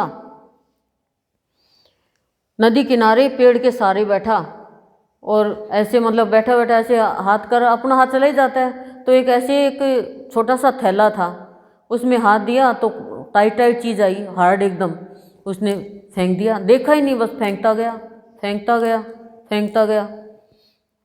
सूर्योदय हुआ, सूर्योदय होते ही देखा, हाथ में लगा, अरे चमक रहा है, ये क्या, ये तो हीरा, कीमती हीरा, और मैंने तो नदी में फेंक दिया, अब कैसे आए। तो वो श्वास ही हीरे हैं, कीमती हीरे, और हम काम में, क्रोध में, बुराई में, निंदा में, तेरी मेरी में, नींद में, आलस्य में, इनमें फेंक रहे हैं। श्वास को माला बना लो, काम करते जाओ, कुछ भी सोचने की जरूरत नहीं पड़ेगी, किसी को पता भी नहीं चलेगा, अंदर ही अंदर ओम, अंदर ही अंदर चलता रहेगा हरि ओम, जो भी गुरुदेव जय गुरुदेव जय गुरुदेव जो भी आप बोलो, तो फिर अनजान नहीं रहोगे, संपर्क भगवान से हो जाएगा, और अंदर शुद्ध भाव भी आ जाएगा। काम करते रहो। तो गुरुदेव हमें यही समझाना चाह रहे हैं, आज विशेष जो बता रहे हैं वो यही बता रहे हैं कि विश्वास देकर किसी को धोखा मत दो, विश्वास दिया तो वो काम करो। दूसरा कह रहे हैं, मन शुद्ध हो जाएगा विश्वास से, विश्वास के अमृत से, किसी को धोखा नहीं दोगे, गलत काम नहीं करोगे, तो क्या होगा, मन भगवान में लगेगा, फिर कोई बुराई में मन नहीं लगेगा, और फिर संत के दर्शन होंगे तो बाहर के ग्रंथ है, पंथ है, उनकी सारी ग्रंथियाँ खुल जाएगी, यानी फिर उनकी कोई वैल्यू नहीं रहेगी कि अंदर में जब गांठें खुल गई तो प्यार ही प्यार आ जाएगा। गोपियों के जैसे। फिर कह रहे हैं खोए दिल की बात सुनोगे तो तुम्हारा दिल भी खो जाएगा। कितनी बार मैंने कहा है, एक बच्चा एक संत के सत्संग में गया और वो संत ने कहा कि सब भगवान तेरा, ये कह दो भगवान तेरा, भगवान तेरा, भगवान तेरा, और कुछ भी नहीं, बस तेरा तेरा तेरा। खोए दिल की बात सुन ली, दुकान पे बैठा, पिताजी खाना खाने गए और सामान तोल रहा था, 13 किलो हुआ, बोले तेरा तेरा तेरा तेरा तेरा तेरा तेरा तेरा ले जा। गाय खा रही है, बोले तेरा तेरा। कोई आ रहा तेरा तेरा, बोले तेरा माथा खराब है, कहाँ जाके आया है, बोले सत्संग। बोले मैं रोज जाता हूँ तो मेरे को तो ऐसा ज्ञान नहीं हुआ कि तेरा तेरा, भगवान सब भगवान का है, पिताजी तो सब उसका है, तो फिर क्या मेरा मेरा लगा रखा है, तेरा तेरा हो गया। अरे बोला खाएंगे क्या, उसने अपनी जगह बेटे को भेजा कि आज मैं नहीं जा रहा सत्संग में, तू चला जा। और वो एक दिन में उसने खोए दिल की बात सुनी, पवित्र मन था, मन लग गया उसका, ग्रंथियाँ खुल गई और तेरा तेरा करने लग गया। तो खोए दिल की बात जब सुनते हैं, मन पवित्र होता है, तो वो कहता है भगवान सब तेरा, बच्चे तेरे, पति तेरा, पत्नी तेरी, घर तेरा, दुकान तेरी, माँ, सब कुछ जो भी कुछ है तेरा दिया हुआ है, तू जाने रे काम जाने में, और मैं भी तेरा। जब उसका बना लेंगे तो फिर हमें कोई टेंशन ही नहीं रहेगी ना। शादी होगी तो तेरे बच्चे की शादी है, काम होगा तो तेरा काम है, घर में कुछ होगा तो तेरा है, तो उसका है तो हमें, अब दूसरे के किसी के हो रहा है तो हमें क्या चिंता है, कोई चिंता नहीं है। ना तो इंद्र की कड़ाई बोलेंगे, ना कोई को कहेंगे, पर अपना है तो हम कहेंगे। तो भगवान का तो भगवान करो सारा काम, फिर आगे होकर हम क्यों करेंगे। जैसे नरसिंह जी का भात भरा कि नरसिंह सांवरिया सेठ तू जाने, तो कह रहे हैं तेरा तेरा तेरा। फिर गुरुदेव कह रहे हैं कि फिर याद रहेगा तेरे कि मेरे से भूल नहीं हो जाए कोई भी, वो भगवान को याद करता रहेगा। एक ही भूल है कि वो भगवान को भूल जाता है, सबसे बड़ी भूल ये है। और फिर वो देखेगा हर श्वास पे ईश्वर का नाम, और तब अनजान नहीं रहेगा, जानकारी हो जाएगी कि मेरे अंदर ही मेरा भगवान बैठा हुआ है, और मैं मंदिरों में ढूंढ रहा हूँ, तीर्थों में ढूंढ रहा हूँ, वहाँ ढूंढ रहा हूँ, यहाँ ढूंढ रहा हूँ, मेरे अंदर ही वो बैठा हुआ है। फिर अनजान नहीं रहेगा। तो मेरे अंदर है तो सब प्राणियों के अंदर वो है, सब में वही श्वास ले रहा है, तो कभी भी भूल, कोई भी गलती नहीं होगी उससे, और वो परमात्मा का प्यारा बन जाएगा। ओम शांति ही शांति ही प्रशांति।